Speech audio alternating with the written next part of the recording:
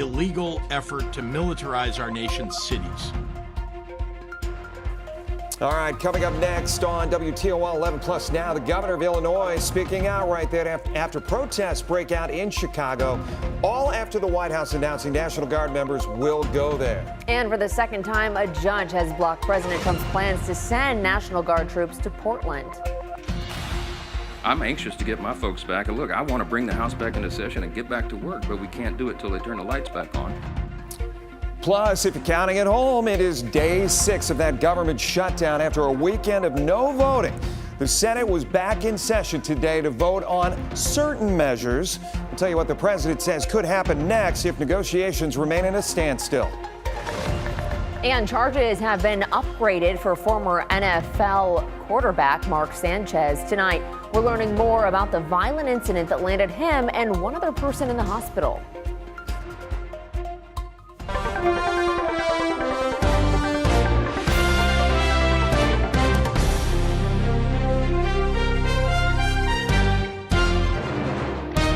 Thank you so much for being with us tonight on WTOL 11 Plus Now. I'm Jeff Smith. And I'm Kaylee Marintat. Voter registration closes at 9 tonight before early voting starts tomorrow. Yeah, the clock is ticking. So if you have an Ohio driver's license or state ID, you can register to vote online, or you can go to your Board of Elections to get registered.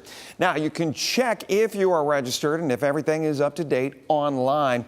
Board of Elections officials say non-presidential elections like this one coming up in November don't see the same voter turnout, but they are just as important. Here's Megan Hartnett. Preparations are underway for the start of early voting in Wood County. These elections do see a lower turnout. However, I certainly encourage people, because these are the elections that really matter to them. These are the people that are making decisions about roads, about their local issues. There are no statewide issues on November's ballot, but a few different races in each county. In Lucas County, all voters will see a Lucas County Children's Services levy. Different municipalities, like the Village of White House and Jerusalem Township, have levies and charter amendments for voters. There are city council and mayoral races throughout the county, including Toledo City Council at large and mayor, Maumee City Council, and Oregon mayor. There are no countywide issues in Wood County, but Deputy Director for the Board of Elections, Terry Burden, says he is expecting some issues to bring voters out. I think that, yes, we will see higher turnout in the Perrysburg School District area. We also are going to have a couple local municipalities that have some races, and so we expect some very localized turnout to be higher. Burden says it's important for people to have a voting plan, whether that means voting early, by mail, or on Election Day. Some people just want to get it done. You have other people that want to do it at their kitchen table and think about the issues. And then you have other folks that just want the community involvement of Election Day. Burden says people need to request a mail-in ballot no later than the Tuesday the week before Election Day. Early voting starts Tuesday, October 7th, and goes until the Sunday before November 4th. All right, Megan, let's dive more into what we're coming up on. And obviously, this is one of those elections that doesn't draw, you're hearing it, doesn't draw a whole lot of people in. No, when we have presidential elections, you see voter turnout goes off the charts. Yeah. I mean, closer, looking at Ohio's past previous general elections, it's closer into the 70%, where when it's just a regular, 2023 year, it's closer to 40-50%. And this year, we don't have a statewide issue, so there's not a huge draw, or there's not as much attention on the election. Let's talk about specific areas, and we touched on it a little bit in your piece, but let's talk about specific areas where voters, if they're listening, they will be extra interested in maybe making it to the polls. Well, when you look at, let's start with Lucas County. In Lucas County, we have a countywide issue, which is the Lucas County Children's Services levy, so that could bring more people to the polls. We also, in Toledo, have both for and against on that whole thing. Yes, and in Toledo, we have the city council and a mayor race. Other places have mayor races. When you look at Wood County doesn't have a countywide issue, but there's things like the Perrysburg school levy and some other races like that where people are interested in it. There's been a lot of attention on it, so they're expecting to see more people in those areas go to the polls. Let's go back to, I guess, history and what it has shown us. You were showing me some statistics before we came out here today as far as when we look at November elections, those in not presidential years. What are the percentages exactly that we're looking at? So what we should expect? Based off of what it is looking like, anywhere between 40 to 50%. Okay. So That seems high. which is, but those are a lot of in these recent general elections, we have had statewide issues. Yeah. But I think, there's been a push for more voting and for people to get out there and more awareness. So I think maybe that's helped bring more people out to the polls. But it's still 40 to 50% is a lot. But that also means you have 50 to 60% of people not voting. Right. So today was the deadline to get registered. Yes. And people have got to act fast, obviously. But early voting starts tomorrow. Oh, well, there it is. Megan, thank you so much. Back to you. Now to the stories making headlines across the country and around the world. The CDC has approved a certain recommendation to get the COVID vaccine.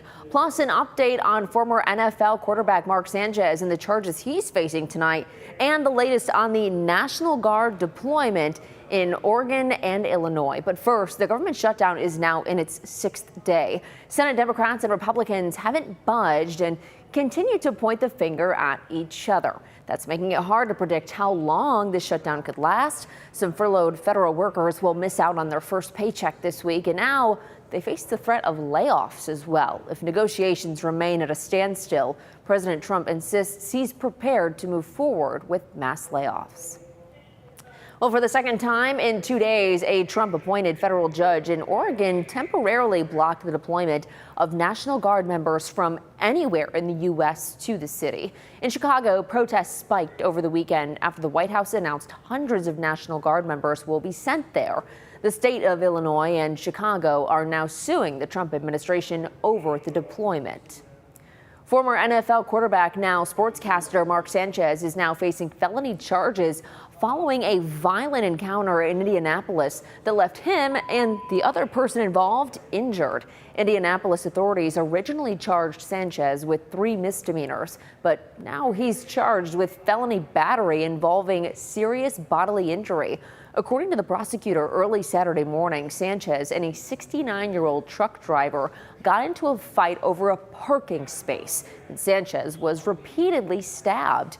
He was taken to the hospital where he is reportedly in stable condition. The CDC signed off on a recommendation that patients must consult a healthcare provider to get a COVID vaccine. This and other suggestions were made by a new panel of vaccine advisors. The guidance continues a shift away from a broader push in the past few years for most people to get a COVID shot. With the CDC's okay, the recommendations are now final, and U.S. vaccine schedules will be updated. Still to come every day for the past 8 years, a father and son have laced up their shoes and hit the track at their local YMCA. Now, they're not training for a race. Instead, they're building something even stronger. And some much-needed rainfall finally returning on Tuesday, followed by a chilly fall field. I'm tracking this cold front that's going to bring us some big changes in the weather. Your 10-day forecast coming up next.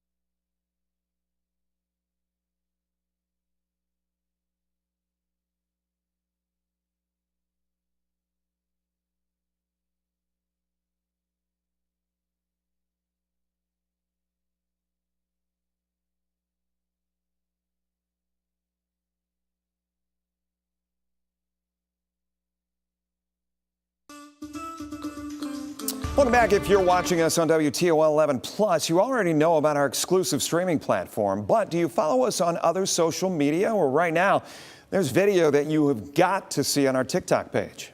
Today we are in our brand new state-of-the-art shelter.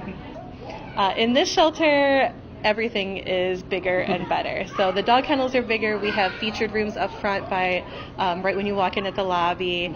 We have a very large play yard. We've been calling it the playground because it's so big, with equipment for them to run and play. That was really the best part when we moved the dogs over, was seeing them full sprint in the sunlight, smell all the grass, and this has been an emotional process from start to finish, but really seeing them laying in sunbeams and running free, it got us, and there were some tears that day, but only happy tears.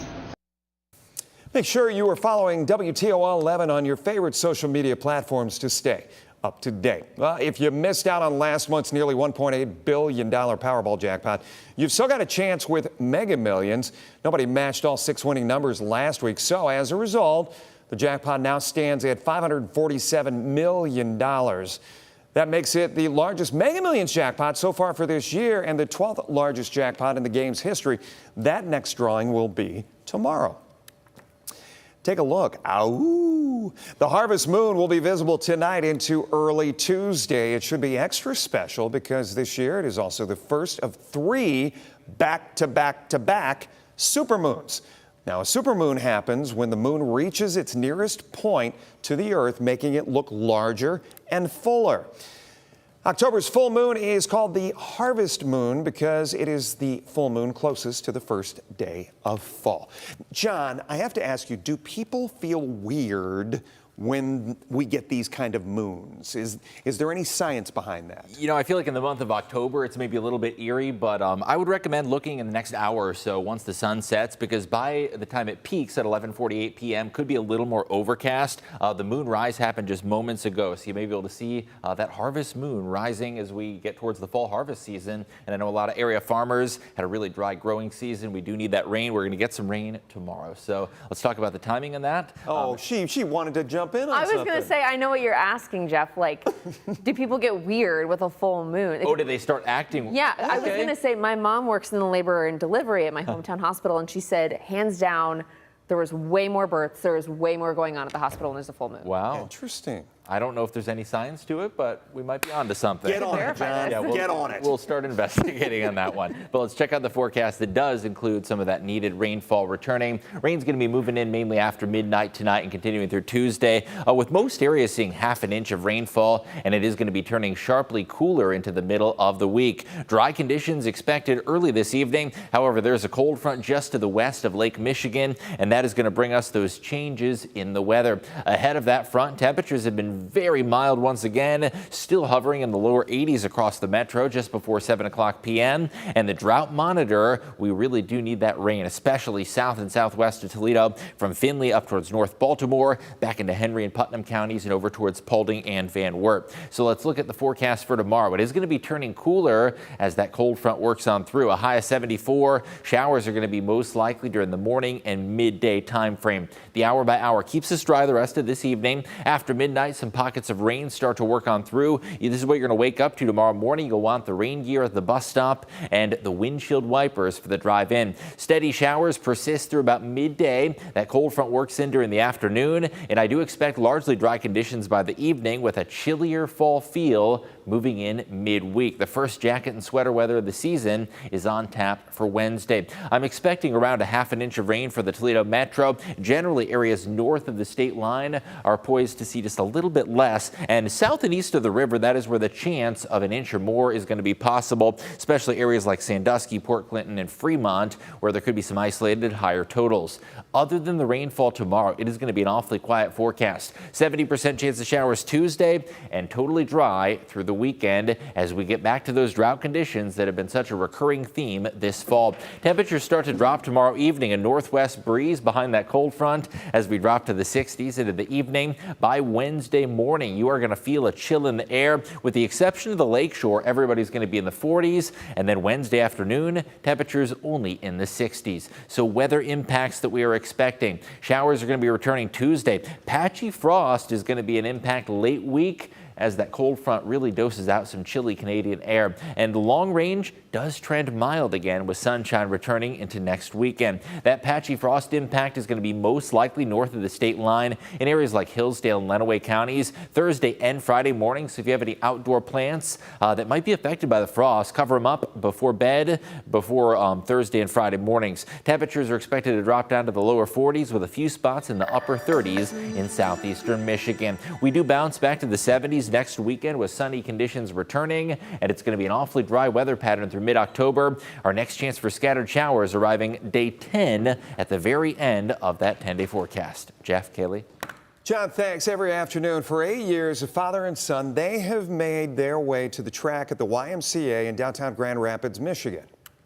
They're not focused on strengthening their track times or muscles, but their bond. Riley Mack has the story tonight. It can be hard to stay in step with the people you love. Thank you. But every day at 1 o'clock. There we go. Go up here. How are you, my brother? Oh, we are doing well. How are you doing, my brother? Good. And when I see him coming up the walkway, I instantly get happy. David and Eugene Lyons are on the right track. 7 laps is 1 mile. Most Lions have a den. We like to average 3 miles a day. These Lions We walk daily, have the why. even on Sundays. Some follow in their father's footsteps. Yes. On this track for the past 8 years, David has walked beside them. You'll see a smile on his face.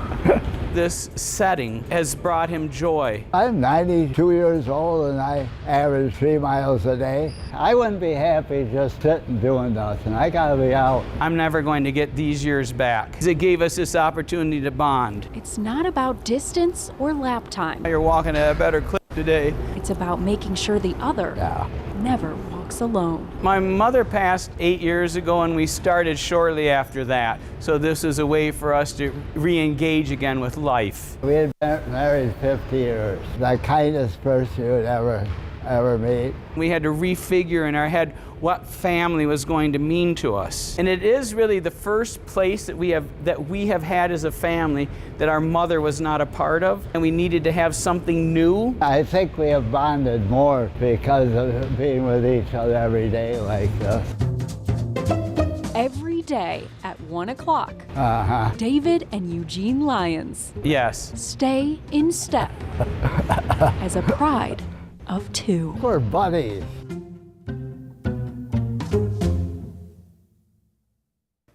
Cute story. Yeah, sweet story there. Well, still to come, the president of Toledo City Council announces she's resigning. What comes next for her and what this means for the upcoming election. This project is going to be a game changer for this neighborhood and for our entire Toledo community. Changes ahead for this iconic Toledo church after years of planning. City and state leaders finally breaking ground on the St. Anthony's redevelopment project. And we're digging into why multiple crews showed up to this street in the city of Bryan, everything we know about the investigation.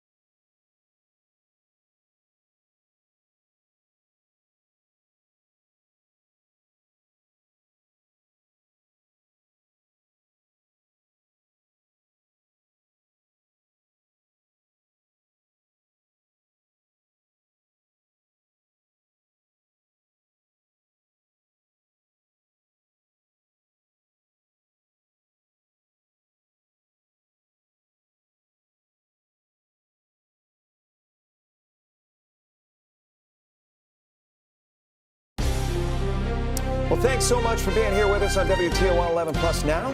Here's a look at some of the local stories we are following for you tonight. An investigation is underway in the city of Bryan. This is the scene at Duracoat Powder Finishing this morning. The Bryan police chief tells us multiple crews executed a search warrant on the building. Crews were searching inside the building for several hours, where police say they found suspected illegal narcotics, multiple firearms, and 2 stolen motorcycles. Police say the investigation is not over, and we're told it's part of a long-term investigation, including drug trafficking offenses. Toledo City Council President Carrie Hartman is resigning. Hartman was appointed to council in January of 2023, then officially elected by voters later that year. Just months after that, her council colleagues elected her as president. In the statement today that she released to WTOL 11, she said her choice to resign was not easy and she didn't make it lightly. Hartman announced that she has accepted a position at the University of Toledo. Her last day on council is October 17th. Council will have to elect a new president to fill that vacancy. That means that 11 people are now in the running to fill 6 of Toledo's at-large city council seats instead of 12. Up until election day, we were sitting down with each candidate so that you can make the best decision. Tom Names has run for several council and county positions in the past. If elected, he wants to help council get back to the basics of city government, he says. He would like to focus on road repairs and funding them from the budget rather than from levies. Names also wants to help more Toledoans find a path to permanent home ownership. The big issue, to me, Americans and Toledoans should be able to share in the American dream of home ownership. And all the city is doing is it's pumping a lot of new rental apartments in. I think there's alternatives to that. And I think we could have co-ops where people have a share in the building. So what you're looking at, once again, what you're looking at right here, this is a list of all 11 candidates running for council. The names highlighted are the ones we have talked to. Kaylee? Long vacant Toledo Church will soon serve a new purpose. Community leaders broke ground today on the $6 million redevelopment of St. Anthony's Church in the Junction neighborhood. It will be turned into a community recreation and innovation center, part of Toledo's Parks and Youth Services operation. Today is so very important for this community, our community, Junction community, but also for our city. A church that was going to come down, that was slated for a demo, now will stand as an opportunity to create hope, opportunity, innovation, and technology in the central city. Construction begins this week, with leaders expecting the new center to open next year. Well, don't forget to check out some of the other exclusive content that we have on WTOL 11 Plus. On a new leading edge, I got a chance to talk with U.S. Representative Tim Walberg. Prior to his time in public service, in public office, I should say, he served as a pastor in both Michigan and Indiana. So as part of our interview, we talked about faith, specifically the potential of losing it when violence and religion intersect. What do you question when you see a synagogue in Pittsburgh attacked? You see a Catholic school church in Minnesota attacked. You see these things play out on places of worship. Yeah, it hurts. And it really causes me to look at why, at least some of the reasons I think why it's taking place. I was raised on the south side of Chicago in the public school system. We started our class every day in grade school, and I think even through high school as well, with the Pledge of Allegiance and with an opening prayer. It was in a Polish community, a very strong Catholic community, and so this was just normal.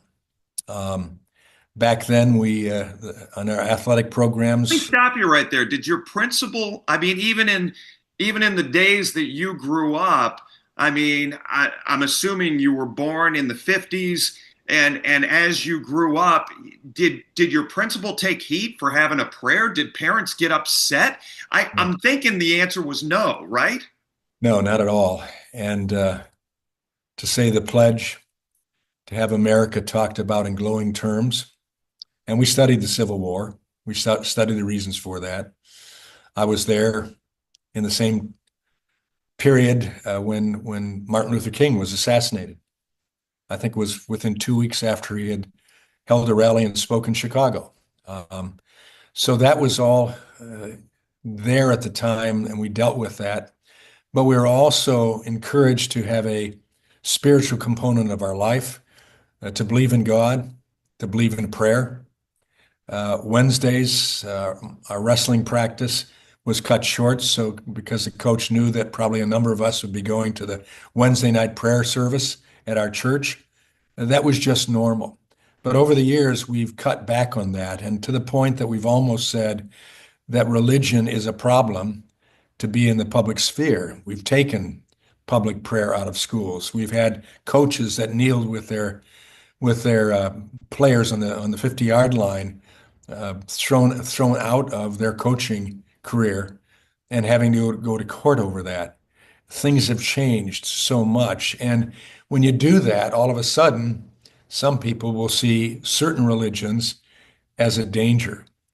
When in the past, whether you were a Baptist or Presbyterian or Lutheran or Catholic or Jewish, it made no difference. And then even as the Muslim community came in with Islam, in most cases it was looked at as a foreign religion, but nonetheless, people weren't castigated or chastised or threatened as a result of it.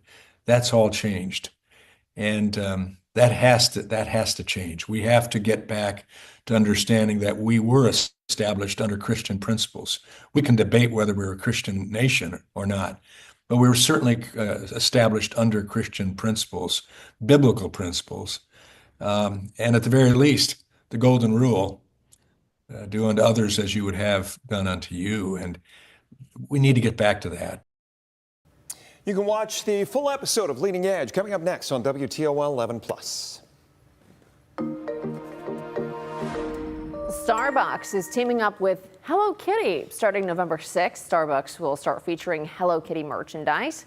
That includes plush toys, coffee mugs, and tumblers. Starbucks is also giving a sneak peek at its menu for the holiday season. Offerings will include peppermint mocha, caramel brulee latte, iced sugar cookie latte, and iced gingerbread chai. The new menu will also be available starting November 6th. Goodness gracious, all old is new again. Are we kind of just skipping over a season? What about the pumpkin flavors? Yes. Pumpkin spices. Pumpkin spice has been out for like 3 months already. Been out since July. you probably need an iced coffee, honestly, the last couple of days. I was more aghast at seeing Hello Kitty come back. Yeah, I haven't heard. I don't think it ever went away. Apparently. Yeah. Yeah, we just grew up, I guess. Yeah, but as far as that coffee, make sure it's a hot one as we head towards the middle of the week, because it's going to be a chillier forecast. Some changes coming our way. Tomorrow, that cold front comes through. It's going to bring us some rainfall, about a half an inch for most areas, and some chilly mornings out at the bus stop. May even be able to see your breath with those overnight lows near 40 degrees. A cooler Friday night for high school football. Next weekend, though, looking mild and sunny with temperatures gradually rebounding back to the 70s and lots of dry mid-October days to look forward to there. Thank you so much for spending part of your day with us here on WTOL 11+. Remember, this is your home for more than just news. You can stream our full lineup of local content anytime. It's in-depth coverage you won't get anywhere else. We'll see you tonight at 11 o'clock.